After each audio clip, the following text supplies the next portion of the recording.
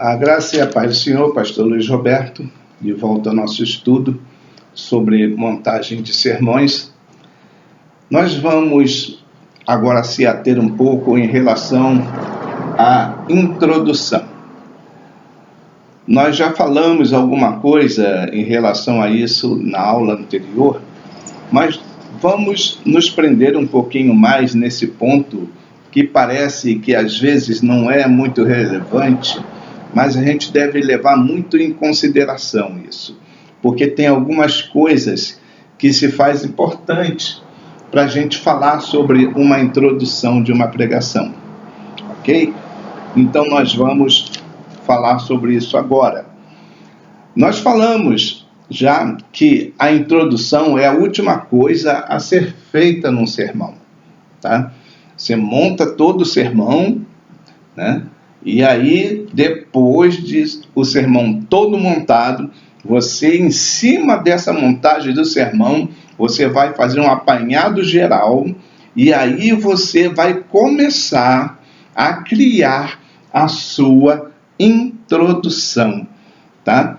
Porque aí você vai deixar aquele espaço da introdução lá em branco, tranquilo, vai fazer tudo o que se faz necessário, né? Depois, aí você vai fazer o fechamento, vai fazer a introdução do sermão, tá bom?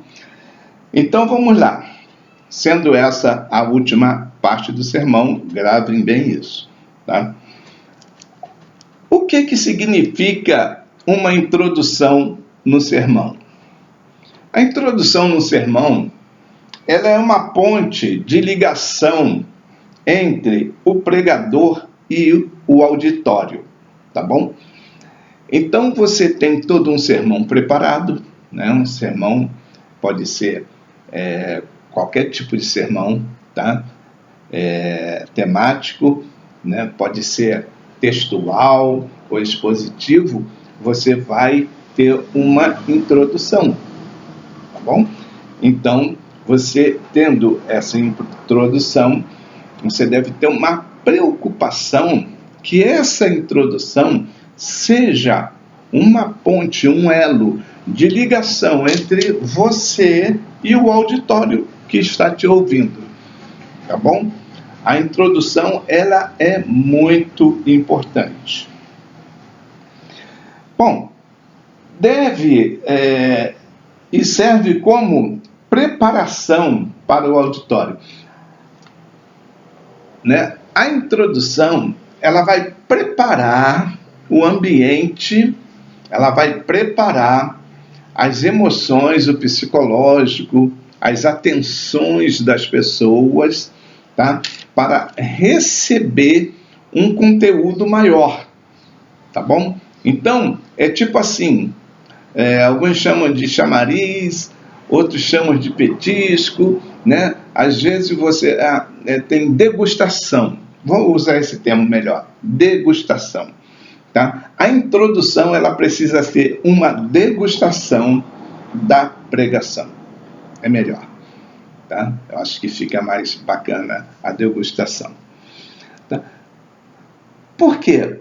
Porque a degustação, ela vai fazer com que a pessoa se sinta atraída e ela começa a querer mais a respeito daquilo que está sendo apresentado ali. Poxa, é apenas um pedaço, uma fatia do bolo. Eu quero comer mais desse bolo, tá? Eu quero me satisfazer mais.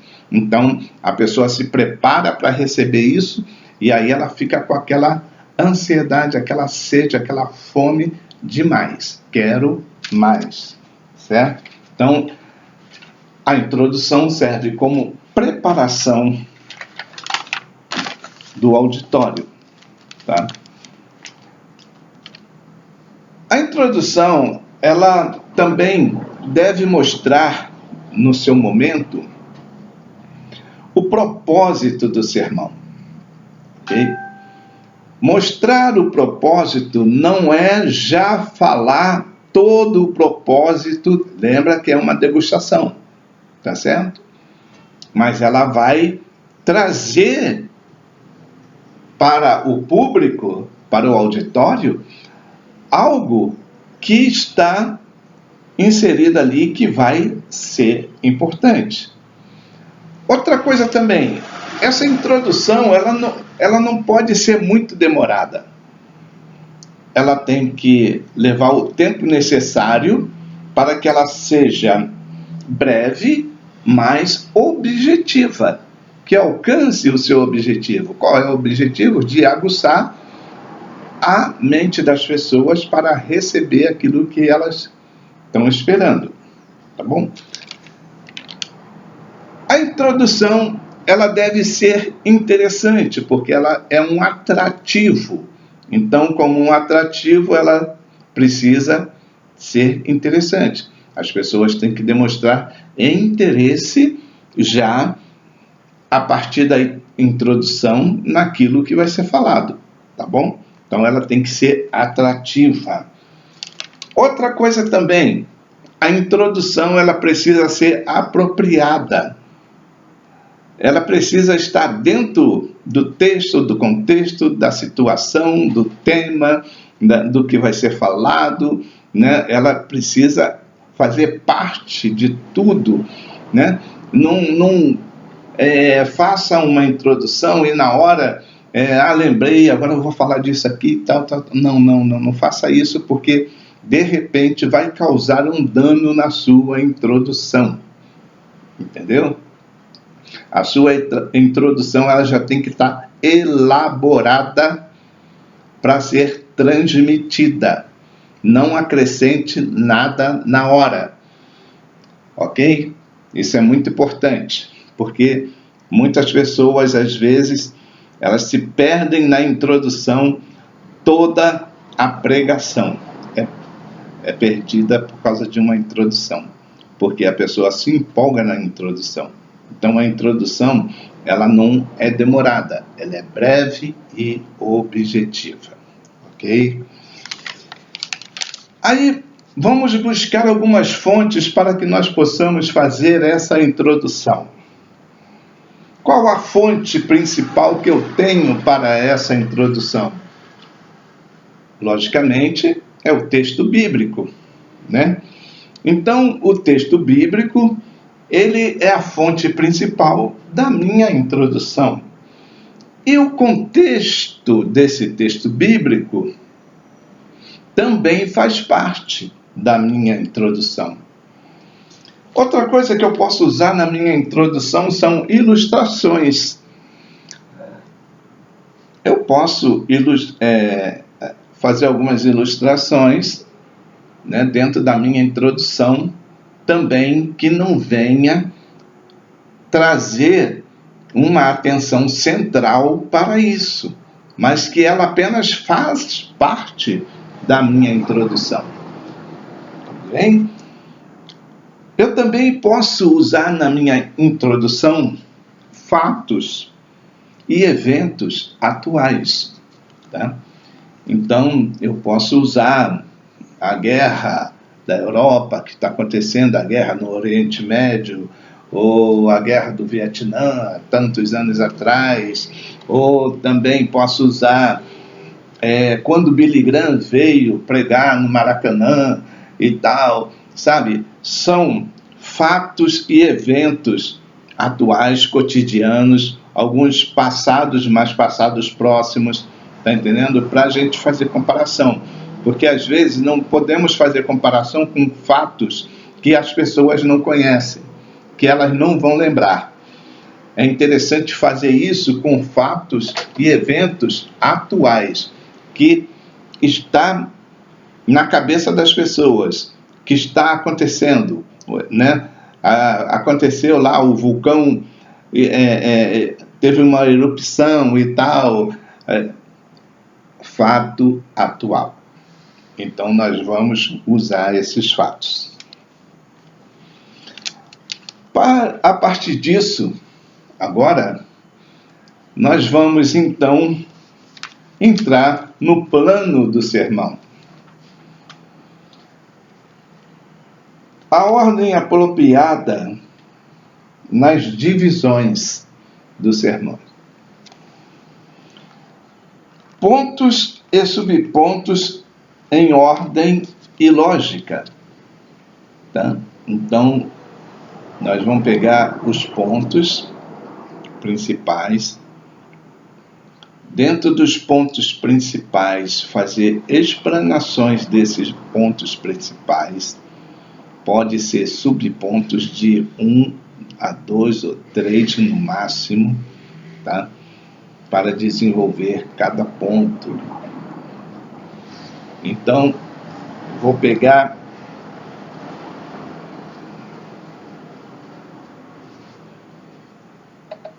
o primeiro ponto principal.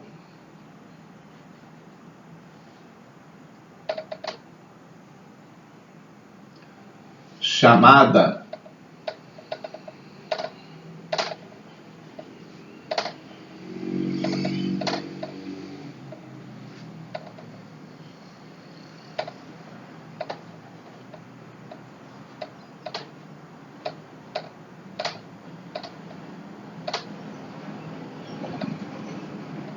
primeiro ponto principal, chamada do pecador.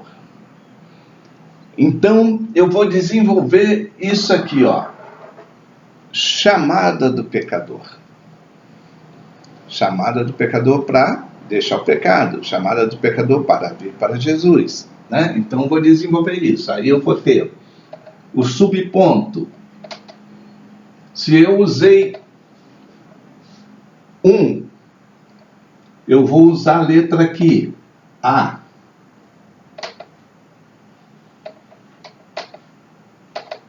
A. B e C.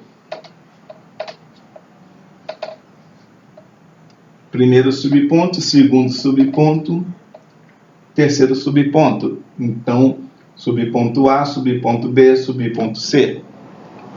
Ok? O ponto principal está aqui. Então, vou desenvolver dentro desse ponto principal mais 3 subpontos da chamada do pecador, né? Então, por que chamar o pecador? Chamar ele para salvação.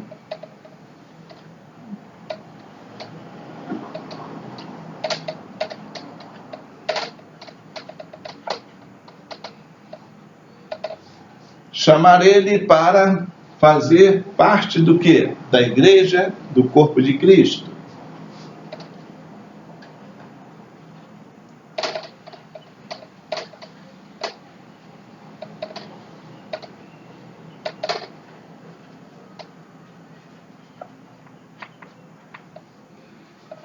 C. Chamada do pecador para ele ter uma vida melhor.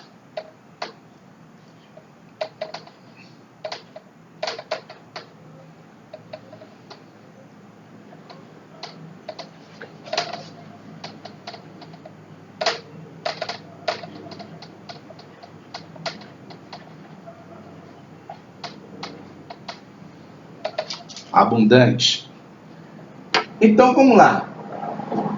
Ponto principal: chamada do pecador. Vou chamar o pecador para ele se salvar, para ele largar o pecado, para ele deixar a vida de pecado, para ele ser liberto, para ele ser curado. Então, aqui faz parte do plano de salvação. O plano de salvação dentro da chamada do pecador. Depois disso, quando o pecador reconheceu isso, ele então vai vir para a igreja, fazer parte da igreja. E ele tem que saber o que é a igreja. A igreja é o corpo de Cristo. E ele vai saber que ele vai ser parte do corpo de Cristo. E que ele vai desenvolver, vai ter crescimento aqui, e o Espírito Santo vai agir, e ele vai ser abençoado e tal. E aqui, o resultado, né, dessa chamada do pecador, uma vida melhor. uma vida abundante, uma vida melhor com Cristo, uma vida abundante com Cristo, uma vida melhor na igreja, uma vida melhor, né, em comunhão, uma vida mais abundante, uma vida abençoada. Então, desenvolvi aqui, eu estou dando apenas exemplos simples, tá?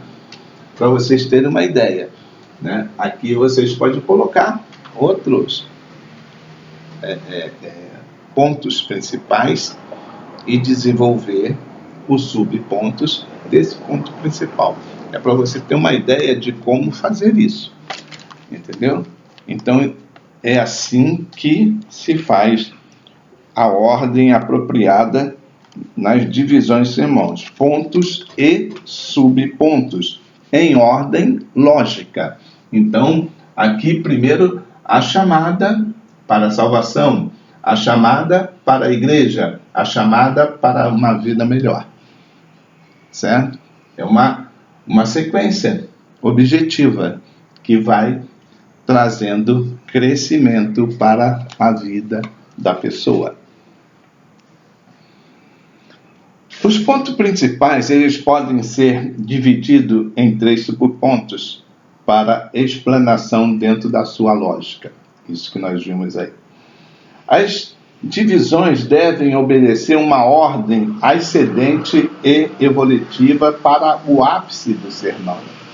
Então, o ápice do sermão vai depender muito de como a pessoa vai fazer a explanação dos seus pontos e subpontos. Aqui ele pode ter 3 pontos principais com 3 subpontos. Então, chamada do pecador, né? Aí ele pode pôr aqui depois 2, a vida sem pecado. Aí desenvolve A, B, C, D. ABC, certo? Então, caminhando numa ordem ascendente para ter o objetivo final.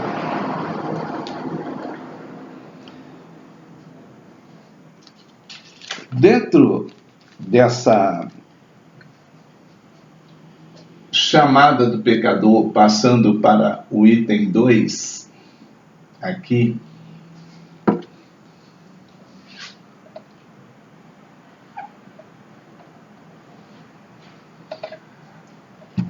né? Aí nós vemos a chamada, aí resposta da chamada. Vamos pegar aqui, ó.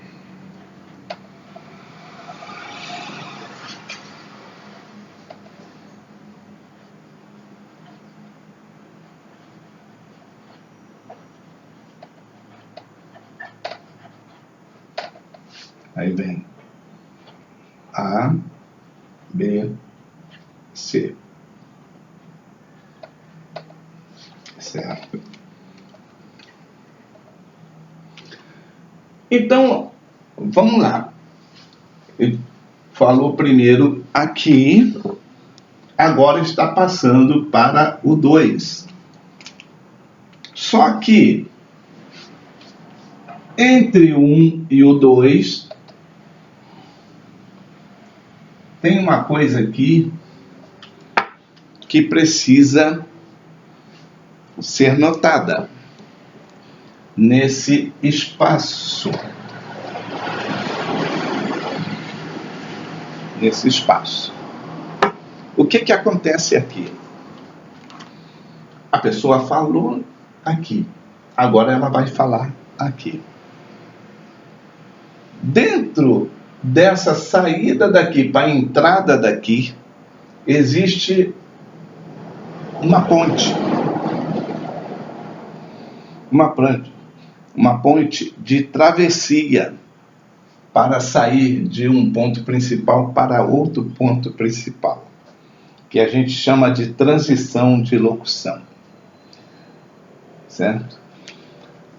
Então, quando sai, já pregou aqui, já falou aqui, agora vem para cá. Então, quando sai daqui para vir para cá, faz um fechamento pequeno, bem uma síntese bem pequena, mas faça uma síntese trazendo daqui para cá, né? Então, tipo assim, agora que você já ouviu a chamada e atendeu a chamada, nós vamos ver agora a resposta dessa chamada, o que vai trazer para a sua vida. Ok? Então, aí foi uma ponte de ligação daqui para cá. Não saia daqui direto para cá. Ah, falou da chamada do pecador, aí você fala, agora eu vou falar da chamada, da resposta da chamada. Não. Fala, fecha aqui, porque aqui precisa interligar com essa aqui. E assim se faz em toda transição. Quando você transita daqui para cá, você precisa fazer uma transição, não esquecendo lá, trazendo a lembrança daqui, do fechamento principal, entrando aqui com esse fechamento principal. Ok? Isso é um salto de um ponto para outro, é atravessar uma ponte, tá? E fazer a lembrança do outro lado. Não fique esquecida, mas fique na mente.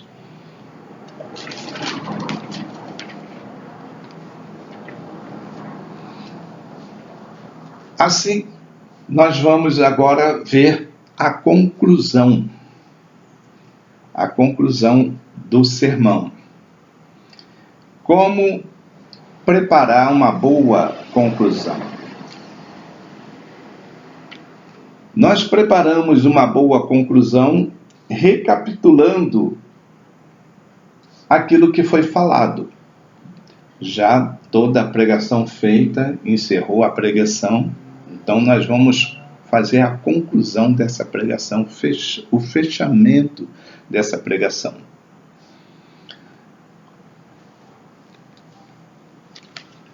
E uma das maneiras que a gente faz um fechamento, uma conclusão, é recapitulando aquilo que foi falado. Mas isso às vezes é muito perigoso, porque tem pessoas que, quando faz essa recapitulação, parece que ela começa a pregar tudo de novo. Não sei se alguém já percebeu isso em alguns pregadores. Então ele volta a pregar de novo. Então isso não é legal, sabe? Porque ele precisa fazer uma recapitulação rápida, uma conclusão rápida, que seja objetiva e breve, mais breve possível. Tá? Então, ele pode concluir dessa maneira. Outra maneira que pode ser feita a conclusão, através de narração.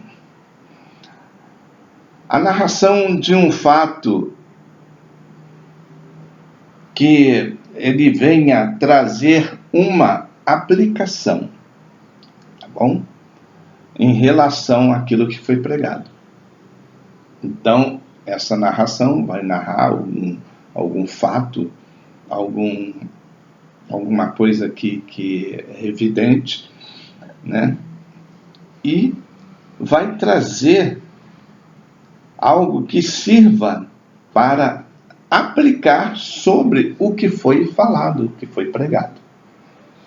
Outra maneira que se pode fazer uma conclusão é através da persuasão.